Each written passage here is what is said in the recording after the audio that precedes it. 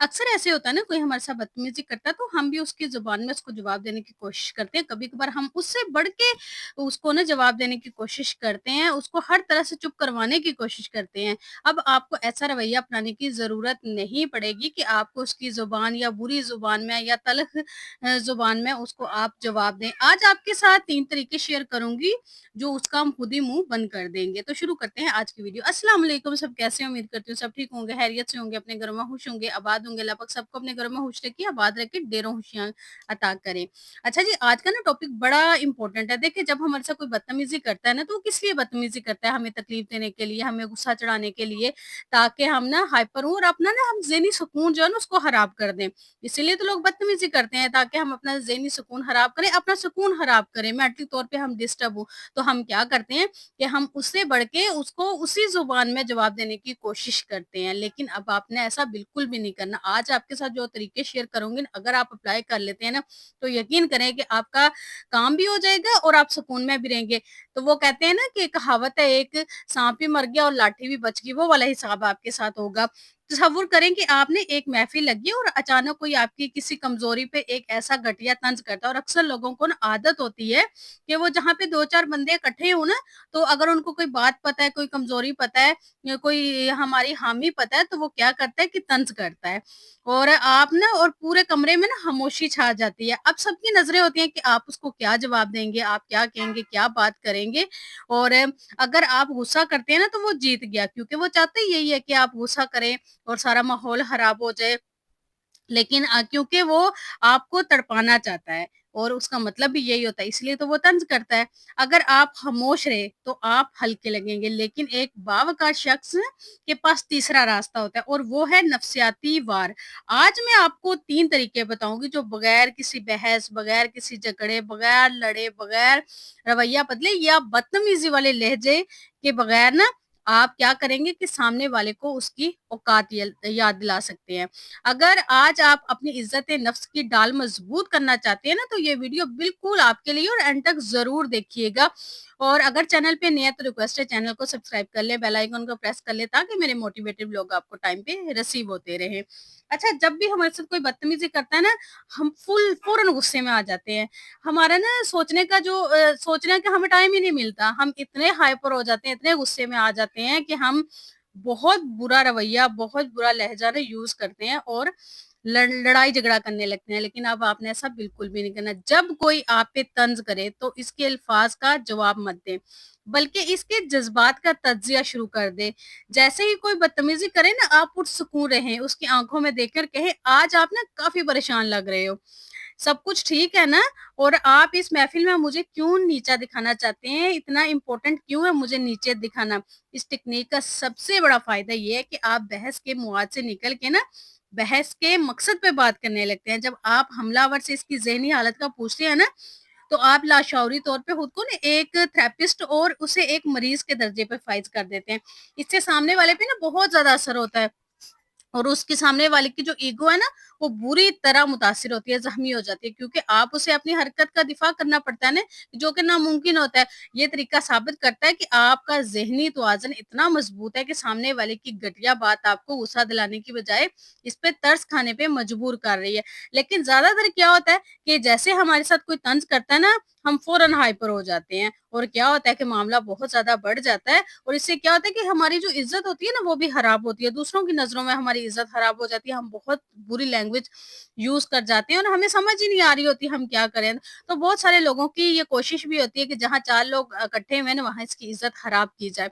तो वो यही करते हैं कि तंज़ करना शुरू करते हैं, लेकिन आपने समझदारी के साथ ये करना है और अगले को कभी भी मौका नहीं देना कि वो आपकी इज़्ज़त खराब कर सके या फिर आपको आपके साथ कोई लड़ाई झगड़ा कर सके, बल्कि आपने नफ़्सियाती वार करना है और उसको ऐसा जवाब देना है कि उसके पास आगे वज़ाहत देने के लिए कोई बात ही ना मिले कि मैं क्या वज़ाहत दूँ, मैंने ऐसा क्यों किया, और वो ही दूसरों की नज़रों में बुरा बन जाए। आपने ऐसे करना है कि वो दूसरों की नज़रों में बुरा बन जाए, ना कि आप दूसरों की नज़रों में बुरा बने।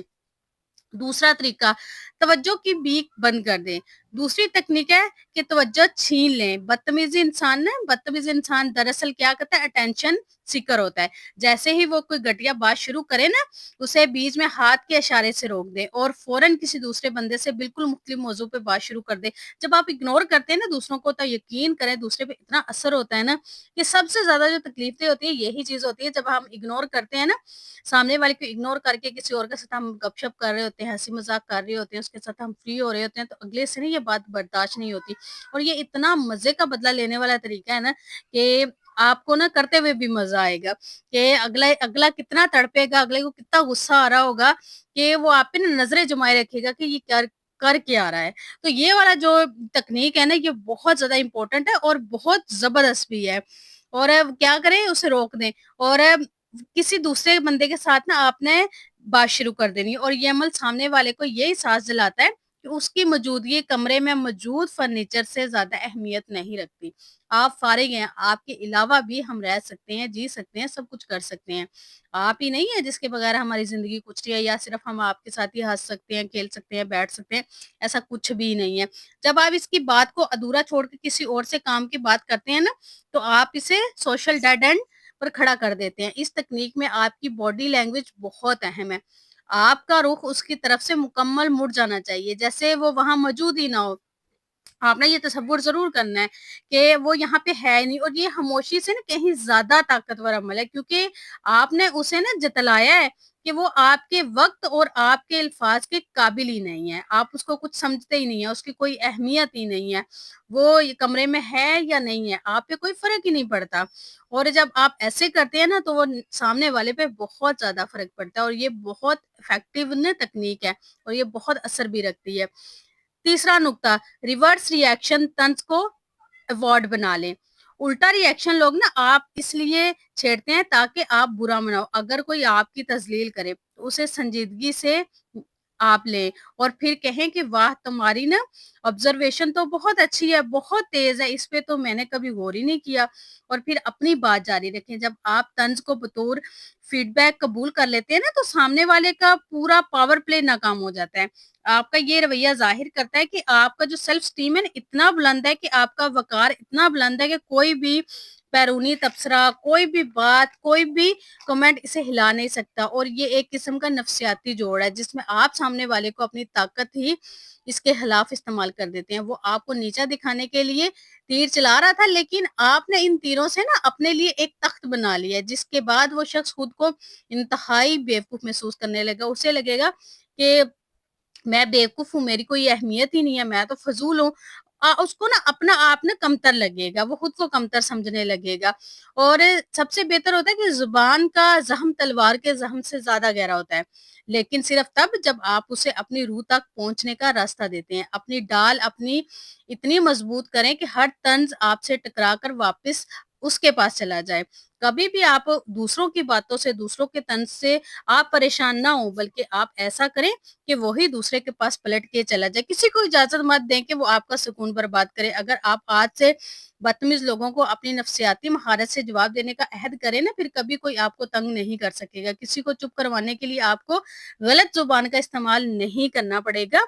वो खुद ही आराम, सुकून से अपनी औकात में आ जाएगा, उसको समझ आ जाएगी कि मेरी क्या वैल्यू है, और ऐसा करने से ना मेरी इज़्ज़त खराब हुई है, ना कि सामने वाले की इज़्ज़त खराब हुई है। ऐसे बहुत सारे लोग होते हैं जो आपको दबाते हैं, दूसरों के सामने आप पे तंज़ करते हैं, दूसरों के सामने आपकी इज़्ज़त को कम करने की कोशिश करते हैं।